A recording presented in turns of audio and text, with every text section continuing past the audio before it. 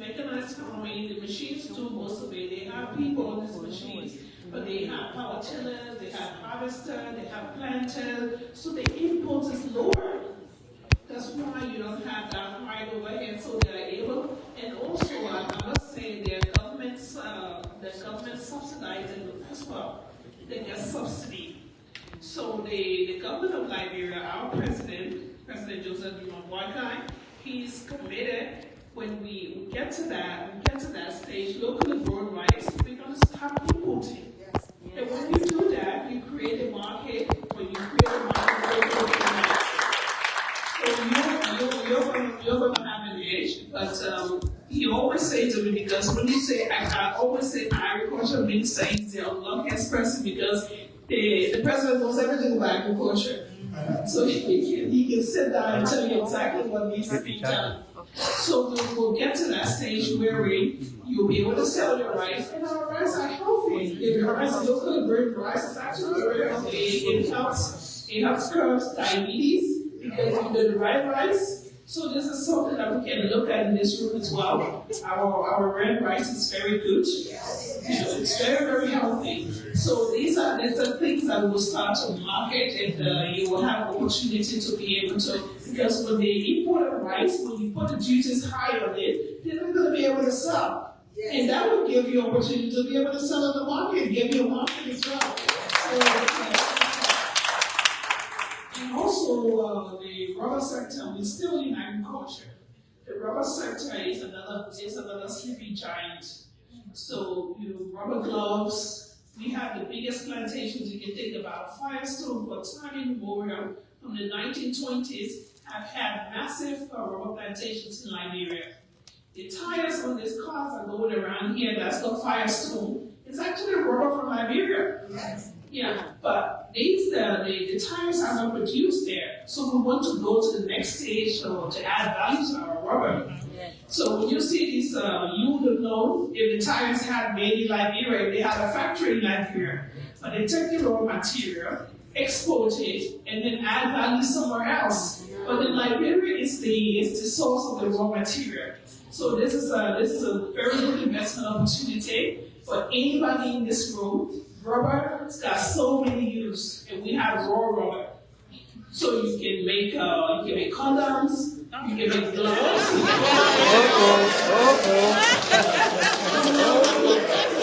I like it.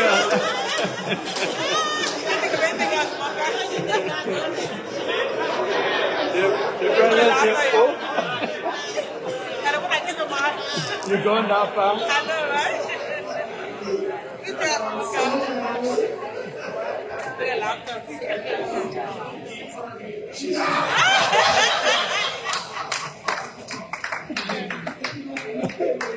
job, The use of rubber is infinite, and there's a lot we can do. And I tell you what, we did a study on rubber processing machines in Malaysia. They're not really expensive. So if we consolidate and come together and add value to the rubber producing Liberia, we can do so much. I met a young man in the conference there. He owns a rubber manufacturing outfit here. And he showed me pictures of the plants that he's looking out, the rubber processing plants. He said, I want to go in and make gloves. So I encourage him to come. We share contacts. And these are the kind of things we look at. That's the lowest hanging fruit. We don't have rubber everywhere. The country I come from is where rubber is. So we can do a lot. And also in the fresh fruits and vegetables, that's something we can do. But in doing that, when you're marketing organic products, you need to improve the logistics. We also need to be able to get direct flights. We used to have a direct flight from Liberia to Atlanta. Because if you do that, you add value, you can be able to get it from the farm, pack it, and put it on the flight, and it's from the farm straight to the supermarkets here. These are things that we can do. Other people are doing it. So you take advantage. Liberia is here home. We have the closest ties of any African country to you. Yeah. So,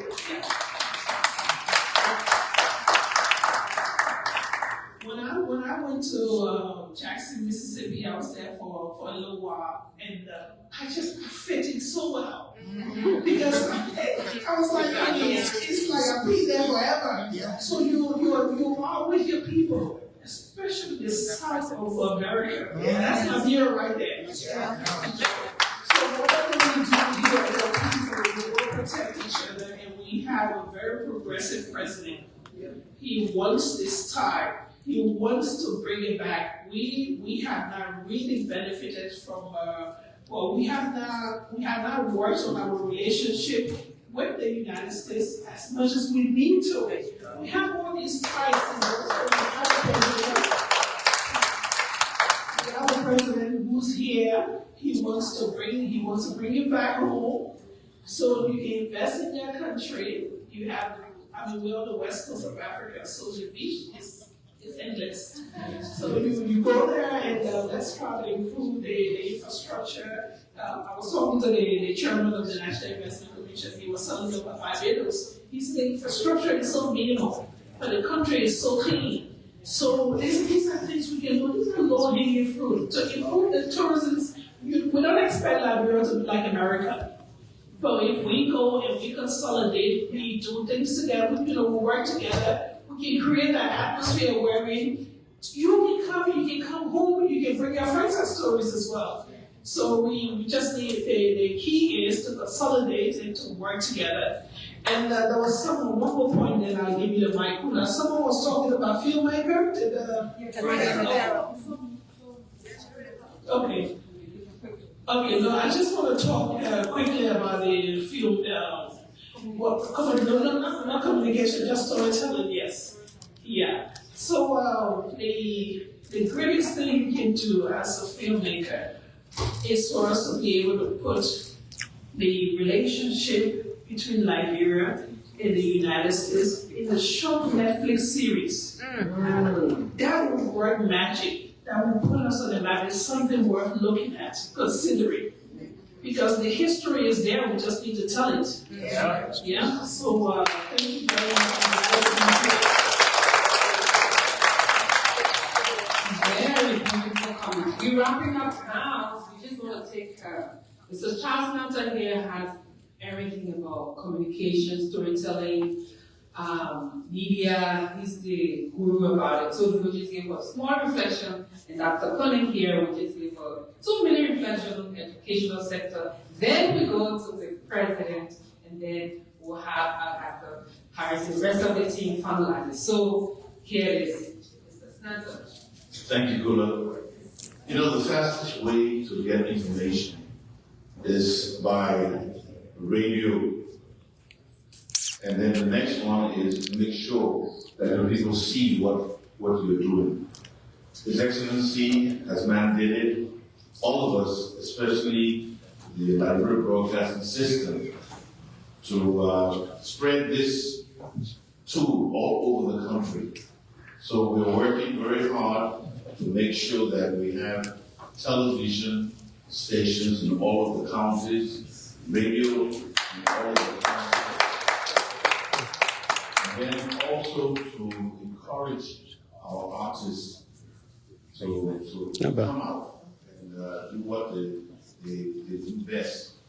I know definitely a lot of things that we started in Liberia was taken away to other countries. All these Nigerian dramas you see, the movies, they all started in Liberia. The Flow Theater, Mala Bala Bala Bala. Yes. All those things started with us. But we need, the young lady there, I'm so proud of you, to dance. We need more. We need more of it. The talent is there just waiting. The entertainment business, okay, we have some of the most talented artists when it comes to making songs and all that kind of stuff. So we welcome it, and we hope that you will hear our cry. But the whole thing is, we have a situation, and I'm one of those who are fighting very hard for us to slow down the migration into the digital world, because not everybody can afford it. All right, you want to show something on DSTV, but the person who's receiving the information does not have that kind of finance or money to pay $20 or $10 a month to watch a decent thing. So we need to, encourage our people through analog, and then we can gradually transform it into the digital world. Thank you. And with regards to comment, my niche in all of this is education. Why education? Because our president had made the arrest agenda that the key focus of the arrest agenda is education. Education, therefore, becomes very paramount. Why? Because for a nation to grow and to develop, they have to be able to develop through education. So education becomes very important. And as a result of that, our president has made education and began to revitalize the education sector so that we'll be able to have an education that will provide growth and progress. So therefore, we need to work together to unlock that vast potential that we do have to make our young people become the better people for the future. So join us and come to Liberia in the time now.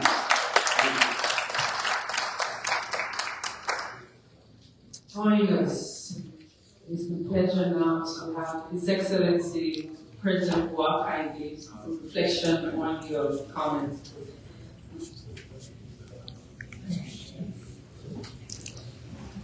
Thank you very much for the time.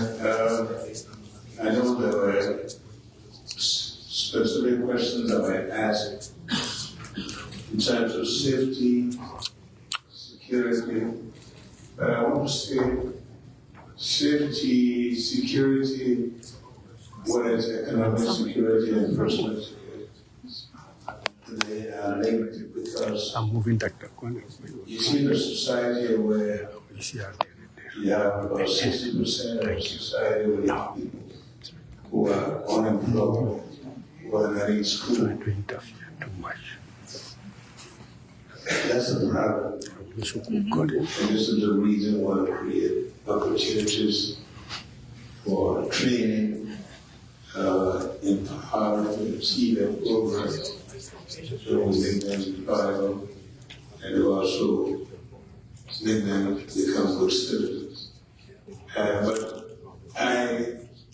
If you're talking about safety, in recent time, well, I'm not going to say it, but for those of you who went to Liberia, we've just been 7 months. 7 months. And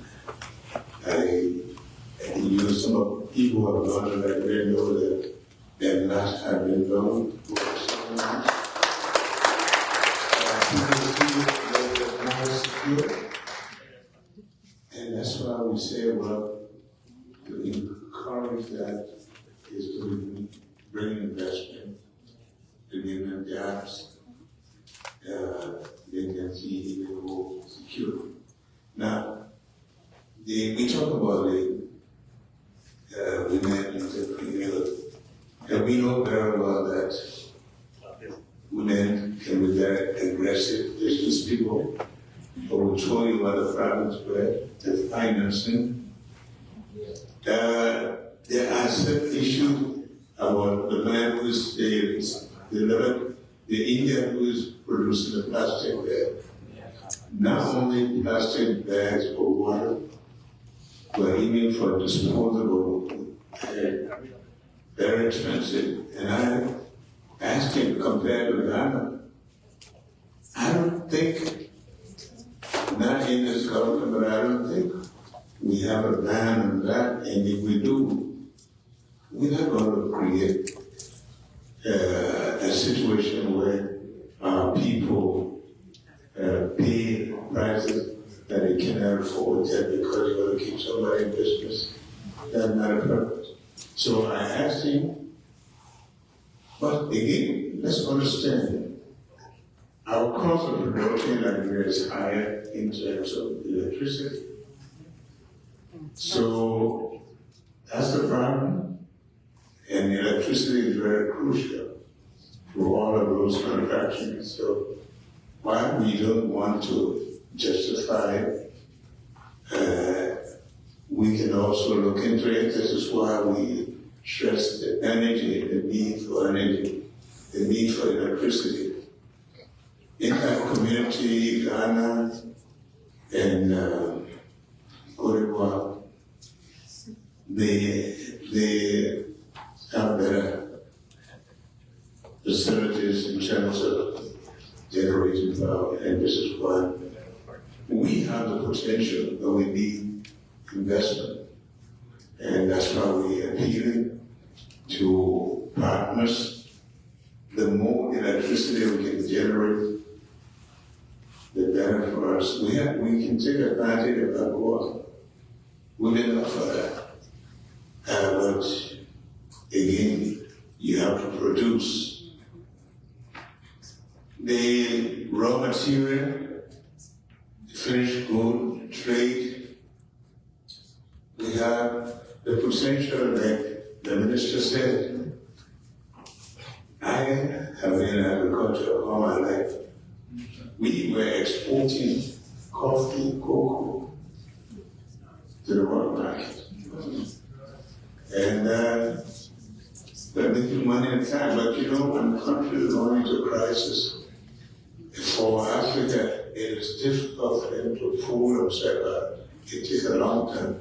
There have been a lot of setbacks because of the instability in the country. And of course, sometimes again, you run into governments that make things difficult, even more difficult. But we have assured investors, and we are not just talking about it. We say that Liberia is ready for business. And so people who go to Liberia is slow, but they are seeing changes. We want business in the hands of Liberians. We're not going to, and I can talk, I always say, don't cross the darkness, stand the light home.